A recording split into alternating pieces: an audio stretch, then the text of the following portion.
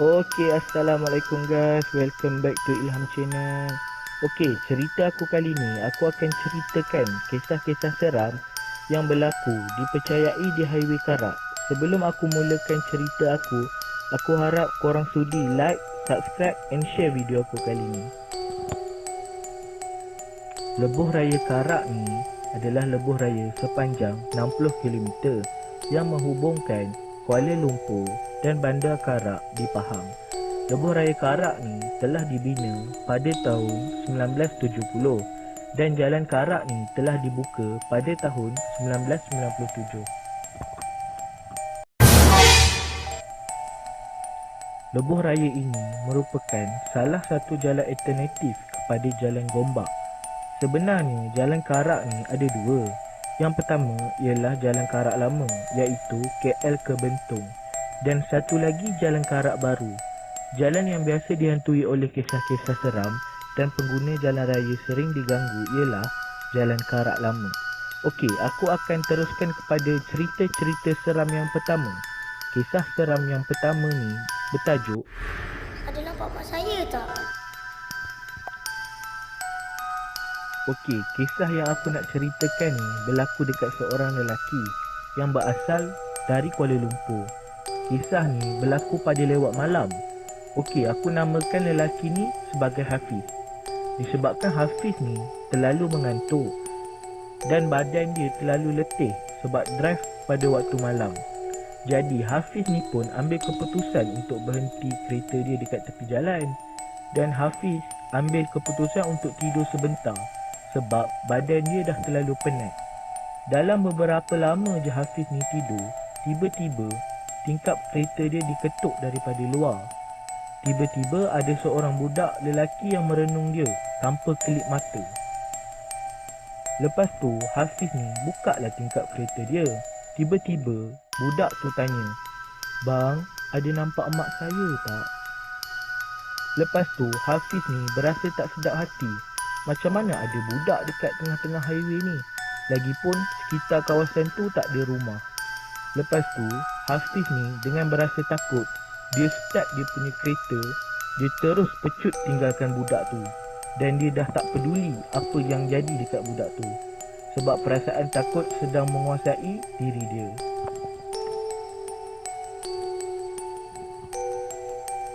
Lepas tu budak tu dia tak biarkan Hafiz ni pergi tinggalkan dia macam tu je. Dan dia kejar kereta Hafiz ni. Lepas tu dia menanyakan Hafiz, "Bang, ada nampak emak saya tak?" Lepas dia pecut kereta dia tadi, tiba-tiba ada satu kereta polis duk ikut dia dari belakang. Mungkin disebabkan Hafiz ni dah drive terlalu laju, mungkin dah melebihi 100 km sejam. Yelah, dia kan kena kejar dengan budak tu tadi. Disebabkan dia melebihi had laju, polis tu pun ikutlah dia dari belakang. Selepas polis ni tahan dia, dia telah menceritakan apa yang terjadi kepada dia dengan rasa takut. Lepas tu polis tu pun ceritalah apa yang terjadi di jalan tu kepada Hafiz ni. Polis ni pun telah bagi tahu dia ada satu kemalangan telah terjadi di kawasan dia tidur tadi. Punca kemalangan ialah disebabkan driver tersebut tak memakai seat belt. Dalam kemalangan tu, ibu budak tu tercampak di luar kereta, manakala budak tersebut masih kekal di dalam kereta. Mungkin disebabkan itu, budak tu meraya-raya mencari ibunya. Ada orang juga pernah bercerita semasa ibu dia drive, budak ni berada di sebelah ibu dia. Dan bila terjadinya aksiden tersebut, cermin kereta depan telah pecah dan kaca menusuk masuk ke dalam mata budak tersebut. Mungkin disebabkan kejadian tu, budak tu meraya-raya mencari ibu dia. Macam itulah kisah pertama aku tadi. Guys, kita bersambung kepada cerita kedua. Kisah kedua ni yang bertajuk Hantu Volkswagen Kuning. Guys, kisah hantu Volkswagen Kuning ni dipercayai mengganggu pengguna jalan raya pada tahun 1956 selepas Highway Utara Selatan di Mina merentasi sebuah tempat yang diberi nama Highway Jelapang di Perak. Kereta Volkswagen kuning ni sering muncul mengganggu pengguna jalan raya yang lalu di jalan itu. Punca kejadian yang menyeramkan ni bermula pada zaman dahulu. Ada seorang isteri yang telah curang kepada suami dia. Sang isteri ni telah membunuh suaminya dengan sangat kejam. Dan isteri dia ni telah merampas kereta Volkswagen suami dia. Si suami ni telah menyimpan dendam yang teramat dalam terhadap isteri dia. Dan si suami ni telah nekat untuk mendapatkan semula kereta dia. Dikatakan kereta Volkswagen kuning ni akan muncul secara tiba-tiba apabila keretanya telah dipotong. Dan kereta Volkswagen kuning ni akan muncul di depan kereta yang memotongnya tadi. Sepatutnya bila kita dah potong dia, dia akan berada di belakang. Tapi bila kita potong je dia, kereta Volkswagen kuning ni tiba-tiba akan berada di depan. Okey, pada suatu hari ada seorang lelaki yang menggunakan jalan itu menggunakan motosikal dan dia telah terjumpa kereta Volkswagen kuning ni. Okey, kejadian ni berlaku pada waktu senja pada pukul 7.30 petang macam tu. Selepas dia menjumpai kereta Volkswagen kuning tu, dia pun telah teringat tentang kisah seram yang berlaku dekat Volkswagen kuning tu. Dan dia pun cuba untuk bertenang dan tidak memotong kereta Volkswagen kuning tersebut. Selepas je kereta Volkswagen kuning tu melintas dia telah melihat kereta Volkswagen kuning ni bergerak tanpa ada pemandu. Okey guys, macam itulah cerita aku yang kedua. Okey, kita bersambung kepada cerita yang ketiga. Okey, cerita yang ketiga ni bertajuk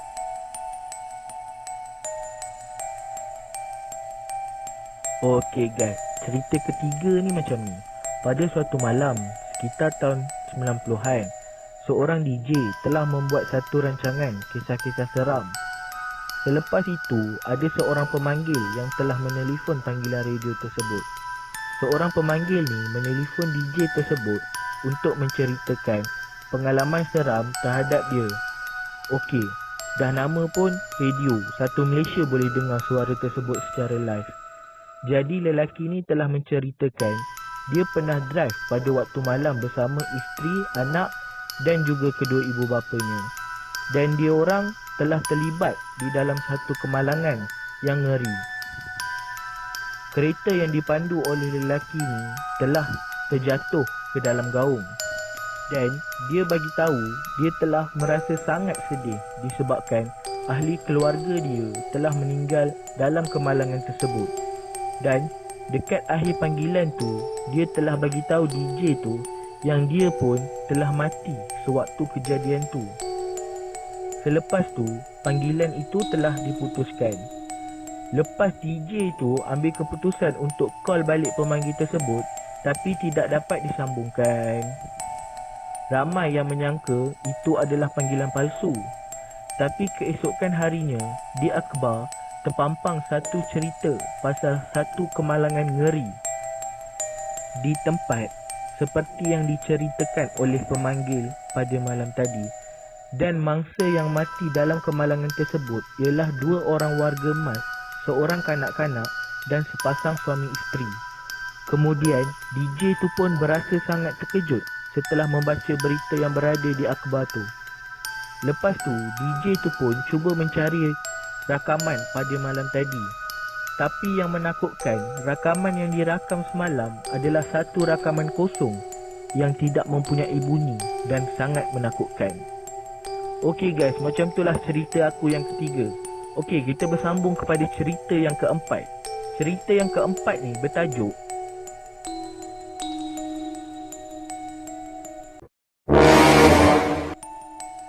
Okey, kita teruskan kepada cerita yang keempat. Okey, cerita dia macam ni. Sepasang suami isteri bersama seorang bayi dalam perjalanan di Lebuh Raya Karak. Masa tu adalah pada waktu malam. Semasa lelaki ni tengah memandu keretanya, secara tiba-tiba kereta dia pun rosak. Lelaki ni pun berasa sangat pelik lah, sebab kereta dia baru je servis, takkan dah boleh rosak. Dan dia pun telah parking kereta dia dekat tepi jalan. Dan dia pun telah membuka bonet kereta dia untuk memeriksa enjin kereta tersebut. isteri dan bayi itu masih ada di dalam kereta. Bila suami dia ni cek kereta dia ni tak ada apa pun masalah, tapi tak hidup. Lepas tu si suami ni pun cuba menghidupkan enjin kereta dia, tetapi gagal. Lepas tu dia pun ambil keputusan untuk menahan kereta yang lalu di jalan tersebut untuk membantunya. Selepas dalam 1 jam dia menunggu, tak ada pun kereta yang lalu, dan dia pun ambil keputusan untuk berjalan ke depan untuk mencari bantuan. Dia telah menyuruh isteri dia mengunci pintu kereta tersebut. Nak tak nak, isteri dia terpaksa terimalah untuk suami dia pergi mendapatkan bantuan. Dalam hati dia, hanya Allah yang tahu betapa risaunya nak melepaskan suami dia pergi meminta bantuan. Setelah berjam-jam berlalu, suami dia masih lagi tak muncul-muncul. Tiba-tiba ada sebuah kereta peronda polis telah datang menghampiri kereta mereka. Dan seorang polis telah keluar dari kereta peronda tersebut dan mendekati kereta mereka. Dan polis ni meminta isteri tersebut keluar di dalam kereta tu dan jangan toleh ke belakang.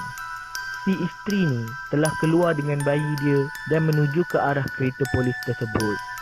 Disebabkan isteri dia ni rasa nak tahu sangat apa yang terjadi, kemudian isteri dia ni menoleh ke belakang dan dia telah nampak kepala suami dia di atas kereta tersebut tanpa badan. Sampai ke hari ini, tubuh suaminya tidak dapat dijumpai. Okey guys, macam itulah cerita aku yang keempat ni. Seram kan cerita yang keempat ni? Aku harap korang suka dengan cerita aku kali ni. Okey guys, dalam cerita-cerita aku ni ada 2 cerita yang dilakonkan semula mengikut kisah benar yang telah dijadikan filem. Cerita pertama ni yang bertajuk Karak yang dilakonkan oleh Syahir AF sebagai Nick, Syira Ayub sebagai Zura, Kila Ferry sebagai Ida, Along Izedi sebagai Jack dan Siddiq Hussein sebagai Tok Malam. Okey, korang boleh tengok cerita ni dekat YouTube ataupun dekat mana-mana platform yang lain. Okay, dan cerita kedua yang bertajuk Volkswagen Kuning yang dilakonkan oleh Pekin Ibrahim sebagai Fuad, Atika Suhaimi sebagai Sarah. Okey guys, macam itulah cerita aku kali ni. Aku harap korang suka dengan cerita aku dan korang boleh tekan butang like, subscribe and share, okey? Kita berjumpa dekat video yang akan datang. Kalau korang tak nak terlepas dekat video yang akan datang, korang tekan butang subscribe untuk tidak terlepas video seterusnya. Okeylah guys, sampai sini je video aku. Assalamualaikum.